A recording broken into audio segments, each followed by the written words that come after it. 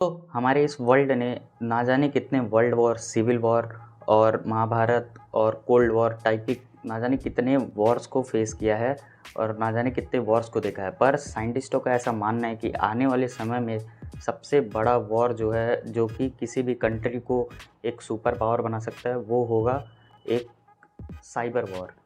और इस cyber war की लड़ाई में इंडिया ने कौन-कौन से स्टेप्स लिए हैं और इंडिया कितना आगे है इस साइबर वॉर की लड़ाई में, इस जानने के लिए इस वीडियो को पूरा देखिए। तो hey guys, this is Shivam Singh and you are watching Tech Decode. तो आइए इस वीडियो को स्टार्ट करते हैं इंट्रो के बाद।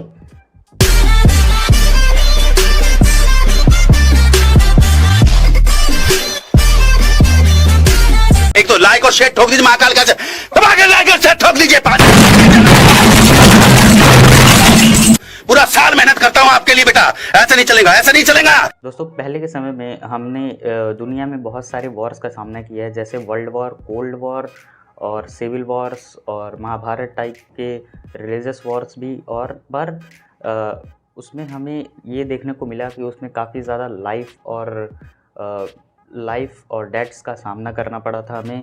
तो इस वजह से अब आने वाले समय में, जो कि लगभग हर एक कंट्री के पास अपना न्यूक्लियर पावर है, और न्यूक्लियर पावर एक ऐसी चीज़ है जिसका इस्तेमाल करने पे लगभग दोनों ही देशों को नुकसान होता है। पर आने वाले समय में सबसे बड़ा वॉर जो हो सकता है वो है साइबर वॉर। साइबर वॉर में आप लेट्स सपोज एक एग्ज़ाम्पल का उदाहरण लेते हैं, जिसमें मान के चलिए आपका एक इंडिया है और आज के डेट में चाइना के पास इंडिया का बहुत सारा डेटा है। लेट्स सपोज आज के डेट में चाइना के पास इंडिया का बहुत सारा डेटा है, जो कि एक्चुअल में है भी, वो मैं आपको आगे बताऊंगा कैसे। और चाइना जो है आज के डेट में चाहे तो कुछ भी इंडिया के साथ कर सकता है, कोई भी पॉलिटिकल मुद्दा उठा के आपस में ही लड़ाई करा सकता है और इस टाइप के बहुत सारे काम करा सकता है, जिससे कि इंडिया की इकोनॉमी बहुत बुरी तरह से क्रैश कर सकती है। और आज के डेट में ऐसा माना जाता है कि सबसे ज़्यादा तैयार अगर कोई है दुनिया में साइबर वॉर को लेके, तो वो है यूएसए और चाइना। यूएसए के पास वर्ल्ड का सबसे ज़्यादा सॉफ्टवेयर का डेटा है और चाइना के पास वर्ल्ड का सबसे ज़्यादा हार्डवेयर का डेटा है। और डेटा कहाँ से आता है? हम और आप जैसे यूज़र्स जो कि प्रोडक्ट्स को यूज़ करते हैं। और जैसे कि आप चाइना से चाइनीज़ मोबाइल्स को यूज़ करते हैं और अमेरिका के सॉफ्टवेयर जैसे कि गूगल और माइक्रोसॉफ्ट जैसी चीज़ों को यूज़ करते हैं, तो उन्होंने अपने डेटाबेस में हमारे ना जाने कितने मिलियंस लोगों का डेटा जो है वो रखा हुआ है। आपका नाम, एड्रेस, पता, आप क्या लाइक करते हैं, क्या डिसलाइक करते हैं, आपके कैसे व्यूज़ हैं किसी एक पॉलिटिकल चीज़ को लेके।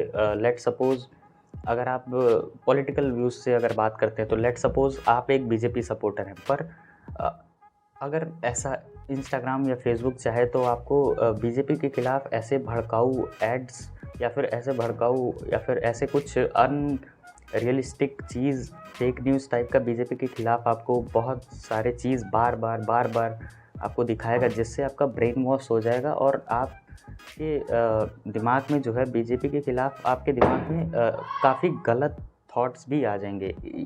यही चीज़ जो है वो आपको साइबर वॉर को जन्म देती है। और ये साइबर वॉर जो है वो काफ़ी ख़तरनाक है। इसमें ना सिर्फ इसमें सबसे बड़ा इसका एडवांटेज है कि इसमें आपको लाइफ और डेथ्स का सामना नहीं करना पड़ता है, पर इसमें आपको कोई भी कंट्री जो है वो फ्रॉम हीरो टू ज़ीरो बन सकती है, क्योंकि इकोनॉमी बहुत बुरी तरह से कोलैप्स कर सकती है, इंटरनल वॉर्स हो सकते हैं काफ़ी ज़्यादा, और ऐसे बहुत सारे चीज़ हो सकते हैं जिससे आपको मतलब हो सकता है कि नो कॉन्फिडेंस मोशन पास हो जाए आपका किसी वर्ल्ड के ख़िलाफ़, किसी भी कंट्री के ख़िलाफ़। तो ये है साइबर वॉर। अब बात करते हैं कि हमारी इंडियन गवर्नमेंट कितना ज़्यादा प्रिपेयर है इस साइबर क्राइम और साइबर वॉर को लेके। तो रिसेंटली आपने देखा होगा कि चाइना से रिलेटेड काफ़ी ज़्यादा न्यूज़ आते हैं कि चाइना ने इतने करोड़ों यूज़र्स का डेटा जो है हैक किया है, चाइना ने इस कंपनी को हैक किया है, चाइना ने इतना डेटा लीक किया है। और दोस्तों, आज के डेट में सबसे ज़्यादा अगर कोई डेटा है तो वो है यूएसए और चाइना के पास।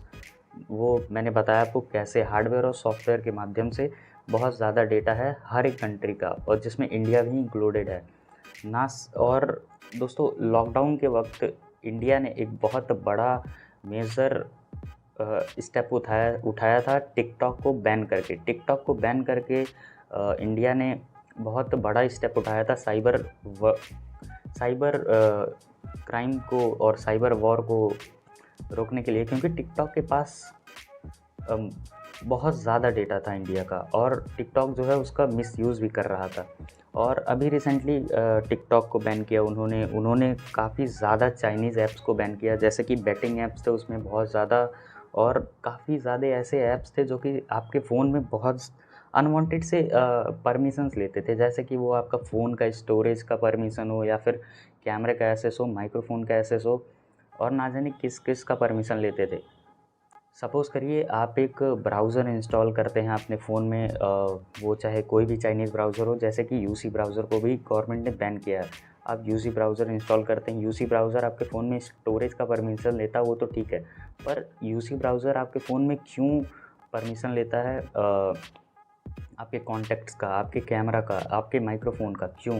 ये सारे डेटाज़ जो है वो इंडियन गवर्नमेंट को ऐसा समझ नहीं आया, तो उन्होंने ऐसा रूल बनाया और उसको बैन कर दिया। और इस हिसाब से लेके ना जाने अब तक 500 प्लस ऐप्स को इंडियन गवर्नमेंट ने बैन कर चुका है, जिसमें टिकटॉक भी इंक्लूडेड है। और अभी रिसेंटली अमेरिका के ख़िलाफ़, जैसे कि एक गूगल कंपनी है जो आप बहुत अच्छी तरह से जानते होंगे, और ये वीडियो भी आप शायद यूट्यूब और इंस्टाग्राम पे ही देख रहे होंगे, तो जल्दी से जल्दी इस वीडियो को लाइक करें, शेयर करें। और इंडिया ने अभी रिसेंटली गूगल पे $161 मिलियन का फ़ाइन मारा था, क्योंकि गूगल जो है वो 3 गलत काम कर रहा था, जिसमें से नंबर 1 आता है आपका गूगल पे का मोनोपोली। दोस्तों गूगल जो है वो अपने फ़ोन में प्री इंस्टॉल्ड गूगल पे देता था, जो कि आप उसको अनइंस्टॉल कर ही नहीं सकते थे। तो अगर आपको इंडियन ऐप्स जैसे कि फ़ोनपे या फिर पेटीएम को यूज़ करना था, तो आपको बहुत सारे यूज़र्स थे जो गूगल पे यूज़ करना प्रेफर करते थे, क्योंकि गूगल पे आपको एक इनबिल्ड ऐप के माध्यम से आपको सिर्फ गूगल पे ही लेके जाता था पेमेंट करने के लिए। आपके पास अदर ऑप्शंस थे, पर गूगल पे वाला काफ़ी ईज़ी होता था, इस वजह से लोग गूगल पे ज़्यादा प्रेफर करते थे।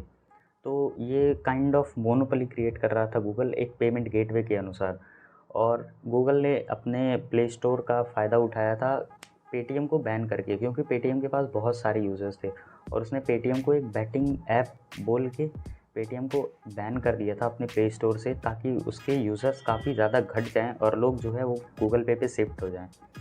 और दूसरी बड़ी गलती उन्होंने ये की थी कि गूगल के सारे ऐप्स जो हैं वो अनइंस्टॉल नहीं होते हैं, आपके फ़ोन में वो प्री इंस्टॉल्ड होते हैं, चाहे वो यूट्यूब हो, चाहे वो आपका गूगल डायलर हो, गूगल का कोई भी चीज़ हो, गूगल का गूगल कॉन्टैक्ट्स, गूगल मैप्स, आप उसको अनइंस्टॉल नहीं कर सकते हैं।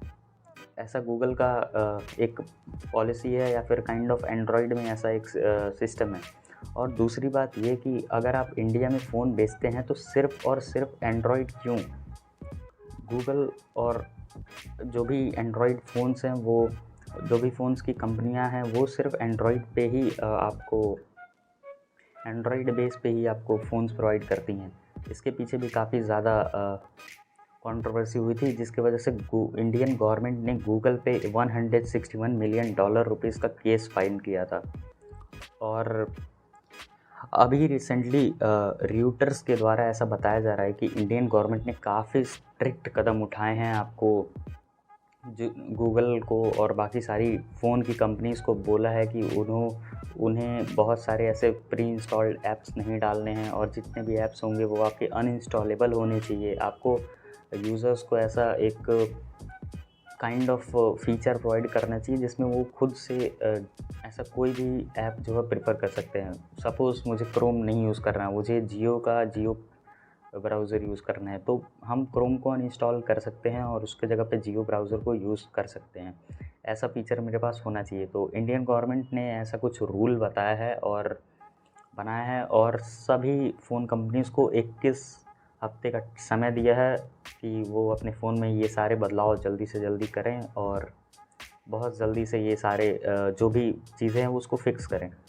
तो गाइस सबसे पहले हम बात करते हैं कि ये जो भी प्री इंस्टॉल्ड ऐप्स होते हैं उससे आपको क्या फ़ायदे और क्या नुकसान होते हैं। दोस्तों फ़ायदे ऐसे बहुत कम हैं क्योंकि सपोज़ कीजिए आपके पास कुछ अच्छे ऐप्स भी होते हैं जो प्री इंस्टॉल्ड होते हैं, जैसे कि यूट्यूब या फिर गूगल लेंस। ये सारे कुछ ऐसे ऐप्स हैं जो कि आप यूज़ करेंगे ही करेंगे, पर क्योंकि ये सारे ऐप्स जो हैं वो प्री इंस्टॉल्ड होते हैं। सपोज़ कीजिए आप एक नीट या जे एस्पिरेंट्स हैं, आपको यूट्यूब इस्तेमाल ही नहीं करना है, तो आप उसको अनइंस्टॉल नहीं कर सकते, ना ही आप उसको डिसेबल कर सकते हैं, ना ही आप उसको फोर्स स्टॉप कर सकते हैं, आप कुछ भी नहीं कर सकते हैं। तो ये काइंड ऑफ एक मोनोपोली क्रिएट होता है यूट्यूब के लिए, गूगल के लिए, कि अगर मैं एक नीट और जे स्टूडेंट हूँ तो मुझे मतलब यूट्यूब के नोटिफिकेशन आएंगे जो कि काफ़ी डिस्ट्रैक्टिंग होंगे मेरे लिए। तो ये एक ख़राब बात होती है। और दूसरी बात ये कि मेरे पास काफ़ी ज़्यादा डेटा है आपका, और क्योंकि आप मेरे ही सॉफ्टवेयर यूज़ कर रहे हैं, मेरे ही हार्डवेयर यूज़ कर रहे हैं, तो मेरे पास आपका सारा डेटा है। मुझे आपको ये भी पता है आपके बारे में कि आपको क्या पसंद है, क्या नहीं पसंद है, आप कौन सी पॉलिटिकल पार्टी को सपोर्ट करते हैं, कौन से खाने में क्या पसंद करते हैं। क्योंकि आप सपोज़ कीजिए अगर एक इंस्टाग्राम पे एक फ़ोटो आता है बर्गर का और आपने उसको लाइक किया है, तो मतलब आपको बर्गर पसंद है। और अगर फेसबुक पे कोई डिश है, सपोज़ कीजिए चिकन, तो मतलब आप उसको डिसलाइक किया, मतलब कि आपको चिकन जो है नहीं पसंद है। तो इस तरह का आपका बहुत सारा डेटा जो कि मुझे पता है, और उसको एनालाइज़ करके मशीन लर्निंग के माध्यम से मुझे आपका ब्रेन वॉश करने में ज़्यादा समय नहीं लगेगा। तो दोस्तों यही सारी चीज़ जो है वो एक जन्म देती हैं साइबर वॉर को लेके, क्योंकि आने वाले समय में मेरे ख्याल से हर एक कंट्री के पास अपना एक हथियार होगा, अपना एक वेपन होगा, पर आने वाले समय में डेटा जो है वो सबसे बड़ा कंसर्न रहने वाला है। क्योंकि आपके पास हथियार हर एक कंट्री के पास होंगे, पर डेटा हर एक कंट्री के पास नहीं होगा। अभी रिसेंटली बहुत रसिया हुआ या फिर चाइना हुआ या फिर यूएसए हुआ, ये सारी कंट्रीज़ जो है आपस में काफ़ी ज़्यादा हैकिंग अटैक्स भी करते रहते हैं और डेटा चुराने का कोशिश भी करते रहते हैं। तो बस इसी के साथ वीडियो ख़त्म करते हैं, और आपको इस वीडियो को लाइक करना है, शेयर करना है, ताकि अपने दोस्तों को भी पता चल सके कि इंडियन गवर्नमेंट जो है कितना तैयार है अपने इस साइबर वॉर को लेके। और बस इसी के साथ वीडियो ख़त्म करते हैं, और उम्मीद करते हैं आपको वीडियो पसंद आया होगा। तो जल्दी से जल्दी वीडियो को लाइक कर दीजिए, शेयर कर दीजिए, और चैनल को सब्सक्राइब कर लीजिए। और अगर आप इंस्टाग्राम पे देख रहे हैं तो इंस्टाग्राम पे फॉलो कर लीजिए। धन्यवाद।